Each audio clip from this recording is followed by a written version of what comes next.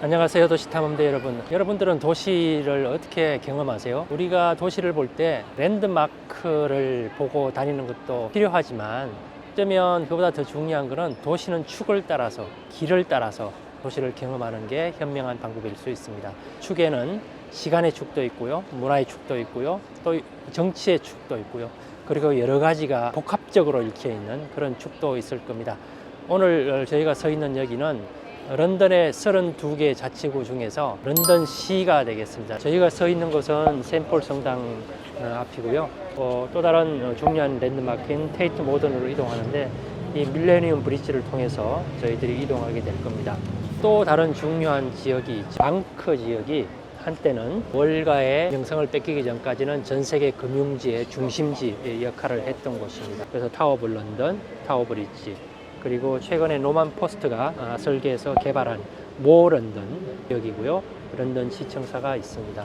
자, 그럼 같이 떠나보도록 하겠습니다. 제가 지금 서 있는 지역은 피터스 힐이라는 지역으로 19세기 이전까지만 하더라도 이 지역은 런던의 이제 무역을 위한 중요한 포트 항구 지역이었죠. 그래서 굉장히 번성한 지역이었는데 20세기로 넘어오면서 영국의 산업 구조가 바뀌어지면서 이 지역은 완전히 슬럼화됐습니다. 100여 년 이상 동안 거의 버려진 그런 공간이었는데 2000년 밀레니엄을 맞이해서 영국 정부에서 이 지역을 재생하기 위한 기획을 하게 되는 거죠. 밀레니엄 브릿지 같은 경우가 다리를 현상 설계하고 시공한 케이스인데 이게 단순히 다리가 아니고 길인 거죠.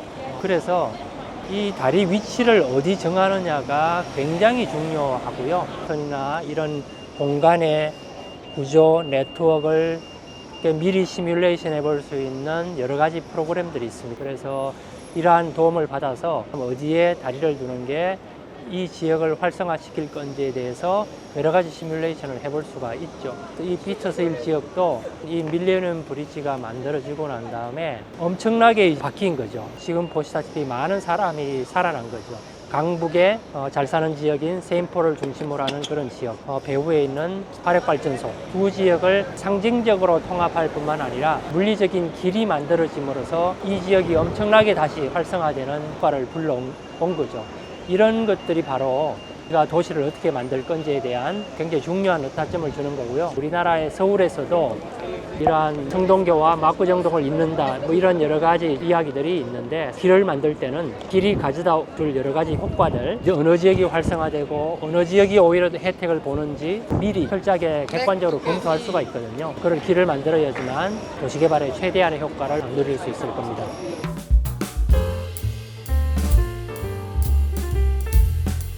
네, 저희들은 템즈강 위로 진입하고 있고요. 이 밀레니엄 브릿지는 영국이 자랑하는 건축가 노만 포스터가 설계안을 바탕으로 이제 만들어진 거고요. 2000년에 밀레니엄 사업의 일환으로 개통을 했습니다. 그렇지만 이 다리를 개통하고 난 다음에 개장을 하니까 이 다리에 수많은 사람들이 올라왔는데 다리가 공진 현상 상황이 발생해서 약 2년간 폐쇄하고 다시 개장을 했습니다. 여기 테이트 모던 갤러리가 있습니다. 예, 저기 우측이 말씀드린 방크 지역입니다. 런던의 금융의 중심지죠. 자, 지금 보시면 저 앞에 세인트폴 성당이 있고요. 다리 저 건너 보이는 세인트폴 성당의 위용이 대단합니다. 세인트폴 성당은 604년 건립이 되었습니다. 그리고 1666년도에 런던 대화제로 소실되고요. 세인트폴 성당 경우는 영국의 건축가인 크리스토퍼 렌이 설계를 했고요. 약 111m 정도.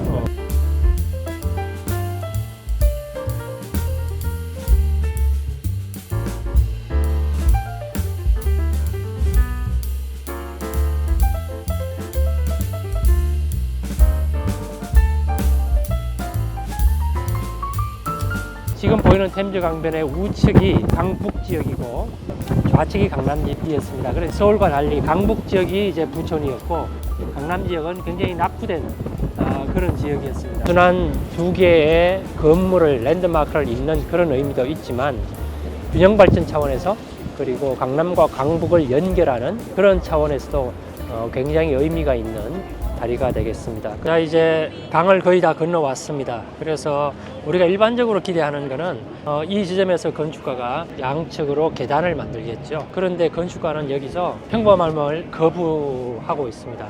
다리를 더 쭉 뽑아서 끝까지 내려가게 하고 180도로 방향을 전환하게 합니다. 이 방향을 전환하면 우리가 뭘 보게 될까요? 자, 지금 끝까지 와서 방향 전환을 했습니다. 저 멀리 샘플 성당이 보이고요. 다시 내가 돌아온 길을 보게 만드는 거죠. 내가 돌아온 길을, 그리고 1500년의 역사를 좀 되돌아보게 만드는 거죠. 그러므로서 이 다리의 의미를, 이 길의 의미를 더 살리는 것 같습니다. 그럼 테이트 모던으로 이동을 해보도록 하겠습니다.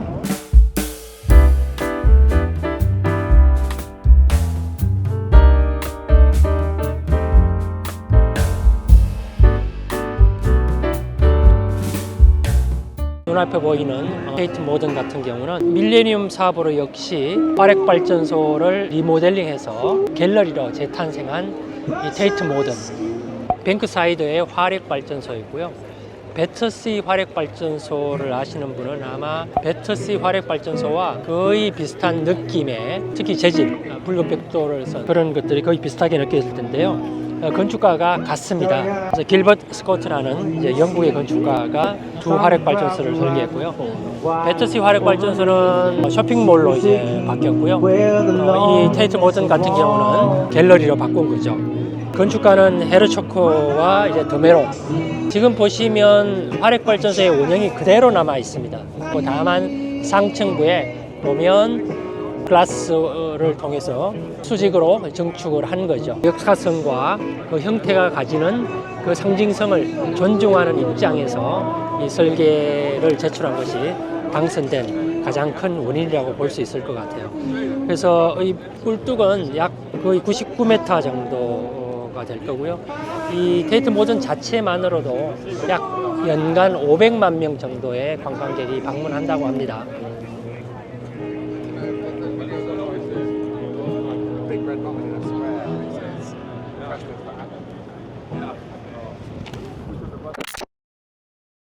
저기 런던 브릿지가 있습니다.